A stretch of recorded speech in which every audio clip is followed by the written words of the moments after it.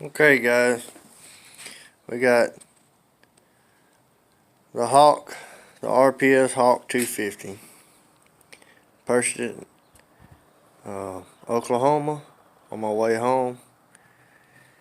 Got it really good price. It was all original. As you can see, I've done the exhaust since I've gotten it. Had to modify the air box. Still waiting on new ideas on that one. It fit pretty tight. I noticed it was like off a Honda. Here I had to slot bolts. I just slotted them instead of drilled them like some of the guys do. I did go, I did notice it had a little leak in the pan where the kiddo dropped it. I did fix that. It's been holding good and strong.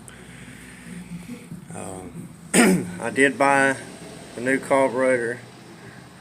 There was one here local. It's the same type, but I didn't have to drill or cut the non-tamper screws that come with this bike. Made all the world difference. I put the 115 jet in it. I put it in the old one, the original one that came with it, but it just wouldn't idle right, no matter what I did to it. Mixture screw, no matter what. So I ordered a new one, and I don't even know the name of most people's putting on them, the McKee or whatever it is, but this one here made all the world of difference. It idles fine. It has an adjustable screw. I don't know if you can see it. There it is. It's not inset like the original.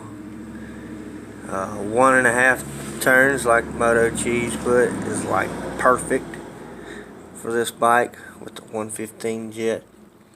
This one also did come with the needle that you can adjust instead of put washers on, like I've seen some do.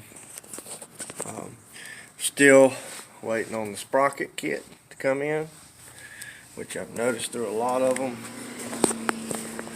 They've changed these out to a grade A bolt. This one's still holding strong.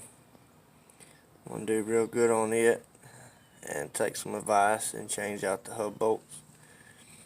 I will put a new chain. It's a 45 teeth.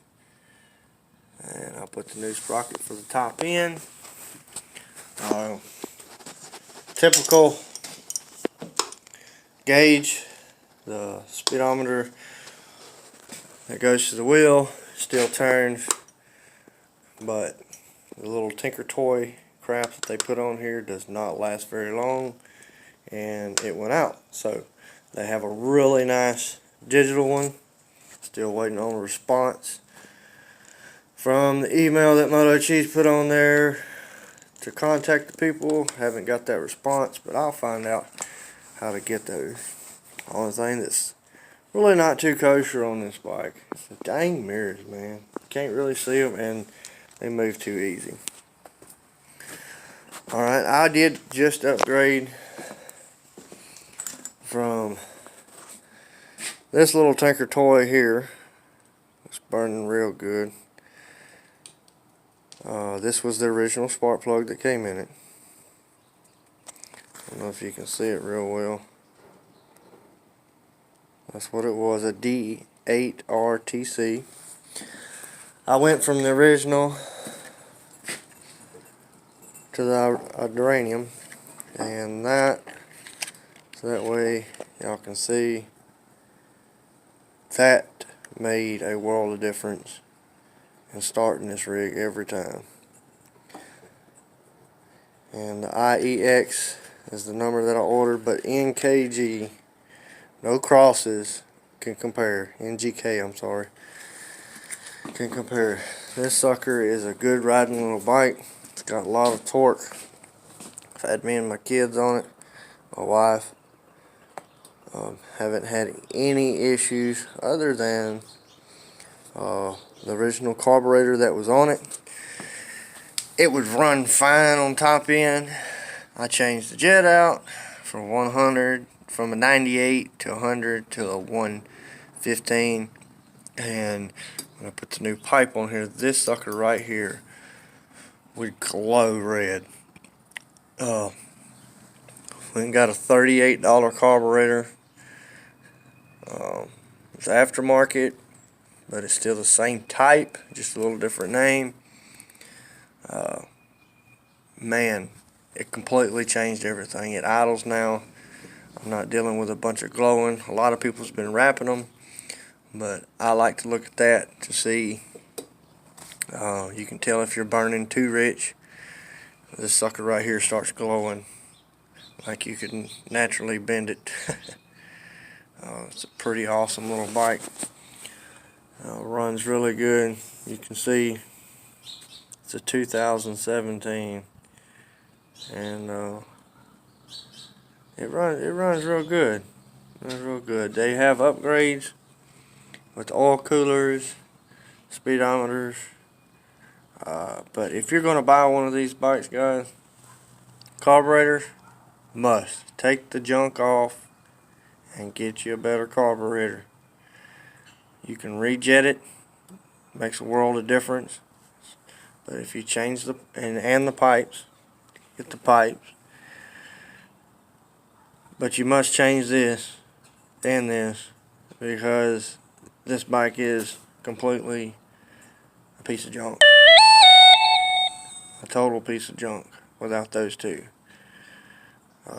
I'll give you more updates later, but mine pretty much snugged in pretty good on everything. Just a few little modifications, which you can do with these small engines, which is nice.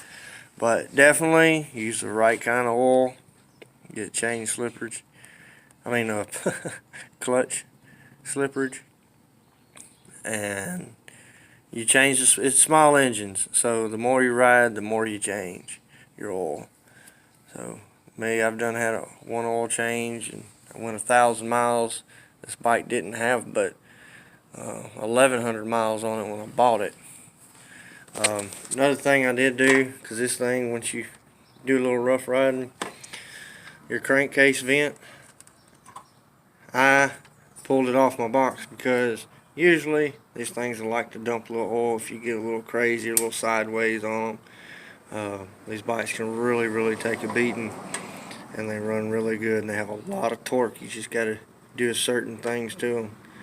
But I did this, and I put a filtered vent on it, which it does blow out, but I also pulled it up out of my box, because when you start doing that, it'll dump a little oil here or there, or if you knock it over, then your air filter will get completely saturated with oil, and then you're starving your air filter. The K&N upgrade, I hear, is really freaking good for these bikes.